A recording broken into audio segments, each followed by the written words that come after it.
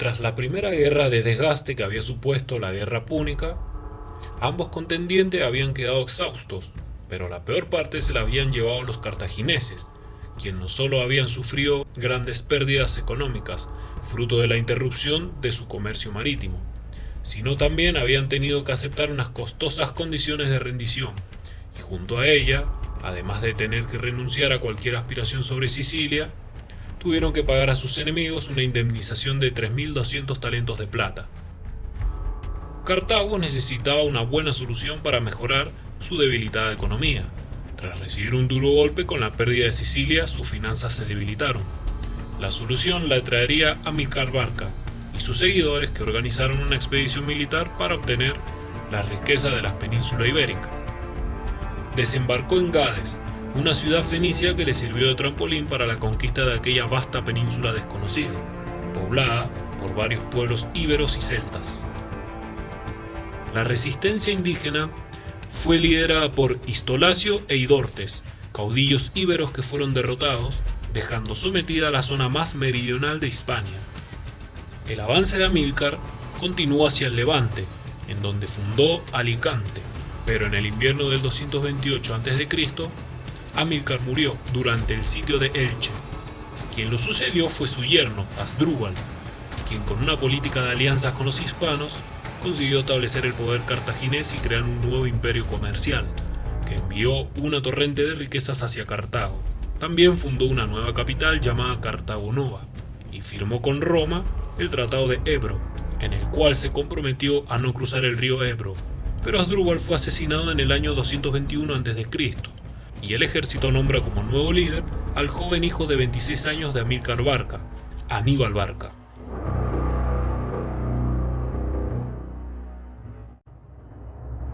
Aníbal cambia de lleno la política de Asdrúbal. En el año 220 a.C., gracias al uso de su caballería y sus elefantes, derrotó a una coalición de más de 100.000 carpetanos, vaccios y olcades en la batalla de Tajo.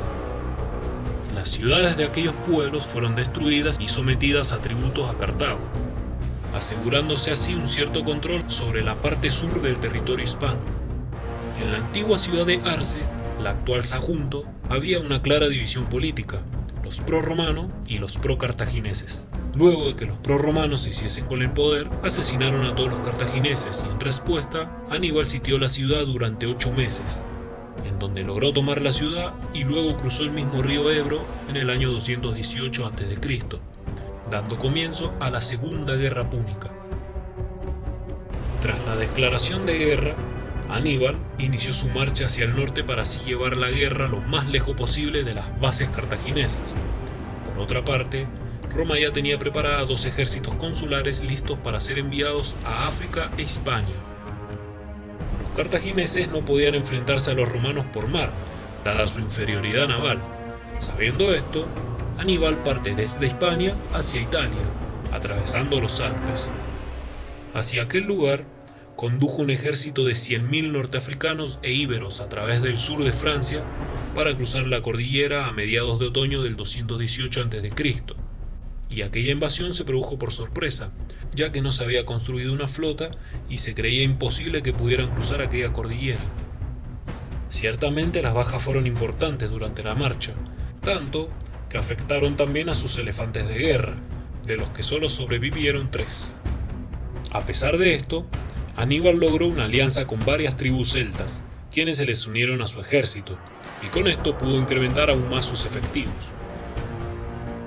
En aquella legendaria marcha por los Alpes, Aníbal perdió casi la mitad de su ejército, resultado de enfrentamiento contra los galos hostiles, los congelamientos y grandes caídas en precipicios.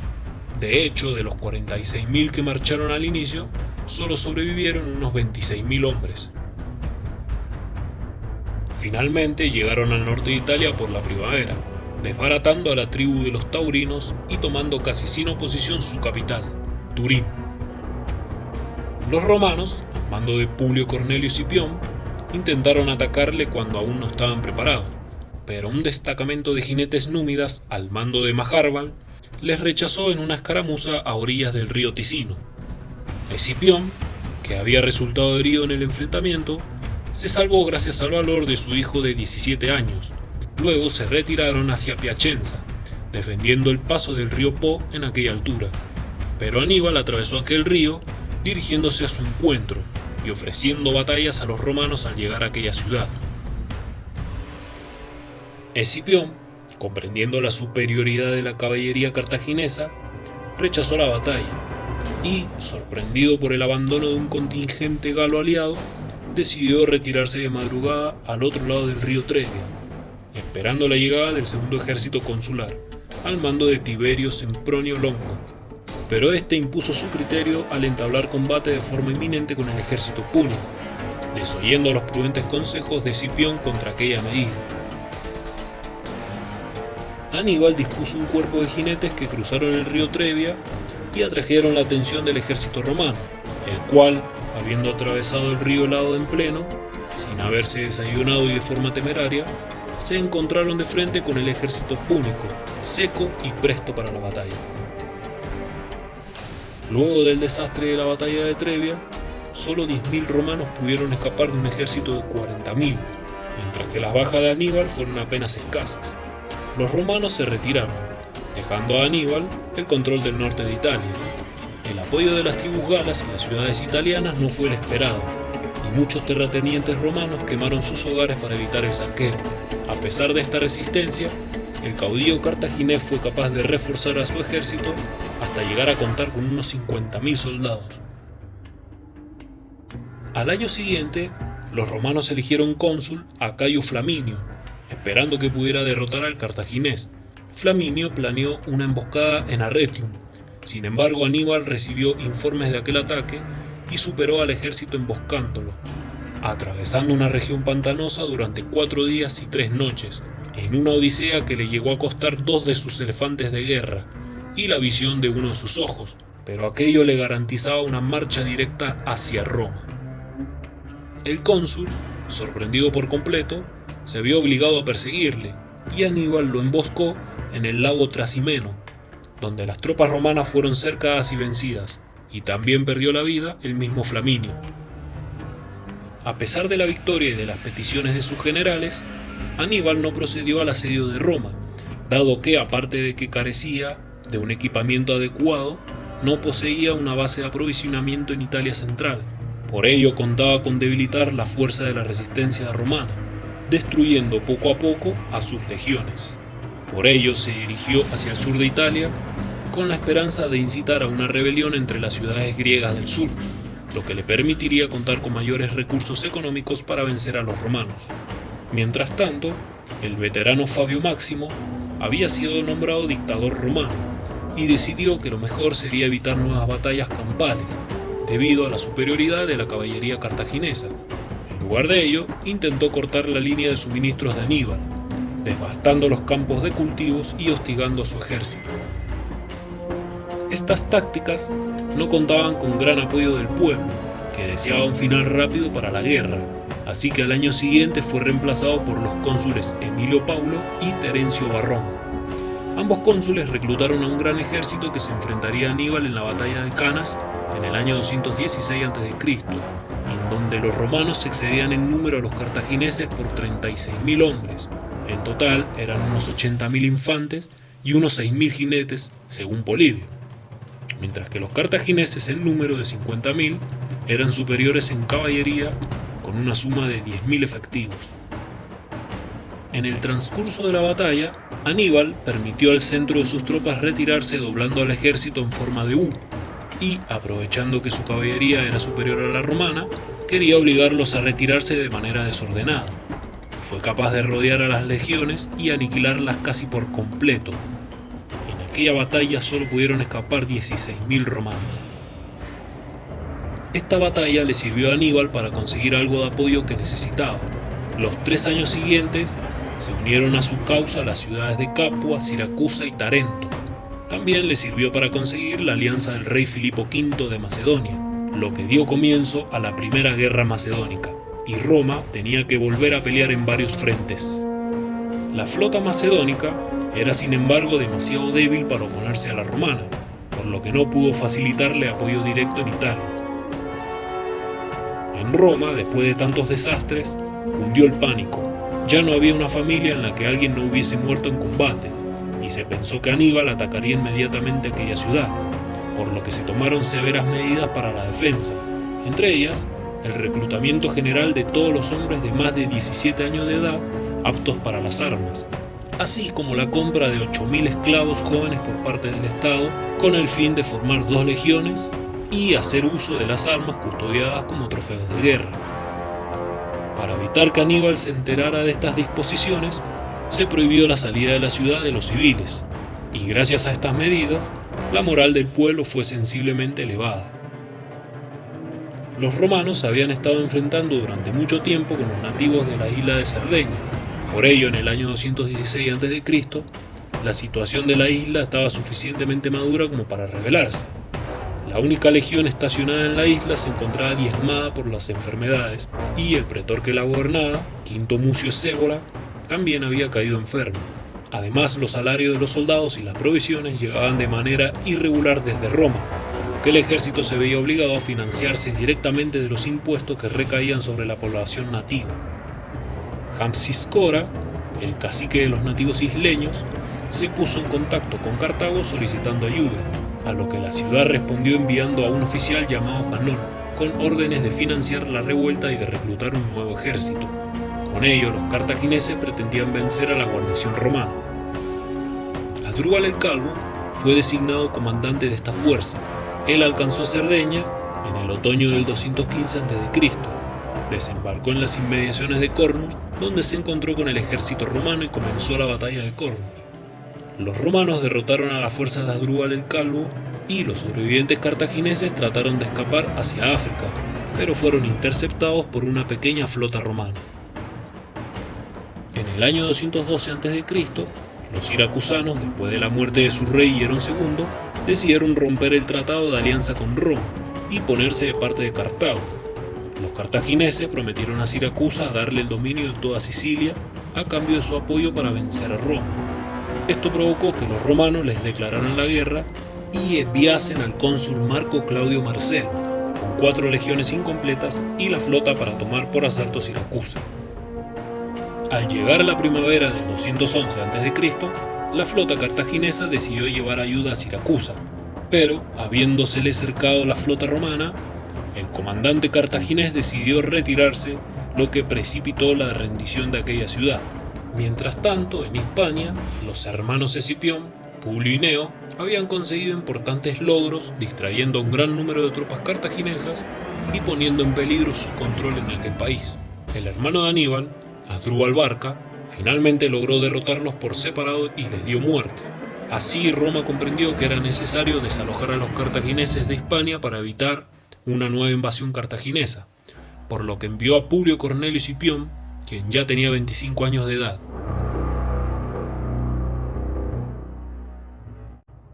Este, aprovechando que los cartagineses estaban diseminados por toda la zona sudoriental de Hispania, toma Cartago Nova, base principal de los cartagineses en Hispania, en una audaz y brillante maniobra estratégica en el año 209 a.C., y derrotó a Asdrúbal, quien con los restos de su ejército se dirigió hacia Italia siguiendo los pasos de su hermano Aníbal, con el fin de reunirse con él. Al llegar al sur de la Galia, Asdrúbal envió mensajes a Aníbal, en lo que él expresaba su deseo de reunirse con él en la zona de Umbría, en Italia central. Sin embargo, los correos cayeron en manos del cónsul romano Claudio Nerón, quien se encontraba en el sur de Italia enfrentándose al general cartaginés. Y en el norte de Italia se encontraba el cónsul Livio Salinator, con un ejército consular reforzado junto con el ejército del pretor Lucio Porcio Licinio, en la Galia. Asdrúbal contaba con un contingente que debía rondar los 40.000 hombres, por lo que Nerón decidió llevarse de refuerzo a unos 6.000 infantes más 1.000 jinetes de los más selectos de su propio ejército consular estacionado en el sur. De esa manera los romanos sumaron no menos de 50.000 hombres, que derrotaron totalmente a las fuerzas de Asdrúbal en la batalla de Metauro, donde este mismo perdió la vida. Aníbal se enteró de la muerte de su hermano y el aniquilamiento total de su ejército cuando los romanos le arrojaron su cabeza junto a su campamento. Debido a esto, junto con unos encuentros desfavorables que había tenido con el cónsul Nerón, decidió abandonar sus posiciones en Lucania, replegando su sector de operaciones hacia Brucio, en el extremo sur-occidental de la península itálica. Pero en cambio para los romanos, esta victoria significó un entusiasmo incontenible que les permitió continuar con la guerra, renovados de energía y con la decisión de ganarla. En Hispania, cuando Asdrúbal se había ido de Italia, Escipión atrajo a sus filas a las diversas tribus hispanas. Esto le permitió derrotar vez tras vez a los cartagineses, hasta que en el año 206 a.C. los expulsó de Hispania tras la batalla de Ilipa. Magón, el hermano menor de Aníbal, se dirigió a las Islas Baleares, que aún estaba bajo el control de Cartago. Entonces los romanos se apoderaron de las últimas ciudades hispanas bajo el control cartaginés. Sin embargo, Magón trató de ayudar a su hermano desembarcando en la Italia septentrional en el año 205 a.C., pero los romanos lo derrotaron 2 años después, infligiéndole heridas graves que le condujeron hasta la muerte varios meses después. Al año siguiente de la conquista de Hispania, Escipión, elegido cónsul en el 205 a.C., decidió atacar directamente a Cartago, aprovechando la superioridad naval romana. Una vez que desembarcó en África en el 204 a.C., sin oposición, los romanos encontraron un aliado que a la postre resultaría decisivo: Masinissa, el rey nominal de Numidia Oriental, quien había sido despojado de su trono por su rival, Sifax, rey de Numidia Occidental y aliado de Cartago. Rápidamente Escipión puso sitio a Útica, ciudad ubicada en la costa mediterránea de África, pero la llegada de los ejércitos unidos de Sifax y Asdrúbal Giscón lo obligaron a retirarse. Escipión decidió entrar en negociaciones de paz, pero en realidad quería averiguar todo lo necesario para atacar por sorpresa a sus enemigos. En la primavera del 203 a.C., los romanos llevaron a cabo su ataque y causaron enormes pérdidas a los cartagineses y a los númidas, lo que les permitió poner sitio a la ciudad de Útica. Los cartagineses y los númidas reunieron sus últimas reservas, incluyendo varios mercenarios hispanos para enfrentar a Escipión, y la consiguiente batalla de los Grandes Campos culminó con la completa victoria romana, expulsando a Sifax del trono de Numidia y obligando a Cartago a entablar negociaciones de paz. Por eso el mismo Aníbal fue llamado para que regresara desde Italia para que pueda defender a su patria. Escipión desembarcó en África y se puso en contacto con Masinissa, quien le proporcionó 4.000 jinetes y 6.000 infantes. Aníbal, informado de su llegada, movilizó a su ejército, pero antes de entrar en batalla trató de negociar con Escipión, pero al no haber ningún acuerdo, se dispusieron a la lucha en Zama. En esta ocasión, los romanos eran superiores en caballería, y aunque Aníbal trató de contrarrestar su desventaja, formando al frente de su ejército a 80 elefantes de batalla, la estrategia romana neutralizó la efectividad de los elefantes, espantándolos con el sonido de las trompetas, lo que provocó un enorme desastre, puesto que los elefantes se arrojaron sobre sus propias filas. Al mismo tiempo, la caballería romana obligó a huir a la cartaginesa, y su infantería tuvo que luchar encarnizadamente para resistir la presión de los romanos. La batalla de Zama fue la primera gran derrota de Aníbal en su carrera militar. El propio Aníbal decide llevar a cabo las negociaciones de paz con Roma, pues comprende que es inútil seguir resistiendo. Las duras condiciones impuestas por Roma son la pérdida de todas las posesiones de Cartago ubicadas fuera del continente africano, la prohibición de declarar nuevas guerras sin el permiso de Roma, la obligación de entregar toda la flota militar, también el reconocimiento de Masinissa como el rey de Numidia y la aceptación de las fronteras entre Numidia y Cartago, además de pagar 10.000 talentos de plata a lo largo de 50 años, aunque también piden el mantenimiento de las tropas romanas de ocupación en África durante 3 meses y la entrega de 100 rehenes escogidos por el mismo Escipión para que sirva como garantía del cumplimiento del tratado. Aníbal no tuvo otra opción más que aceptar las condiciones, a fin de que los romanos les dejaran en paz mientras ayudaba a Cartago a reconstruir su poderío, y al reconocer el fin de la guerra, los romanos celebraron una gran fiesta triunfal, y a Escipión se lo empezó a llamar el africano.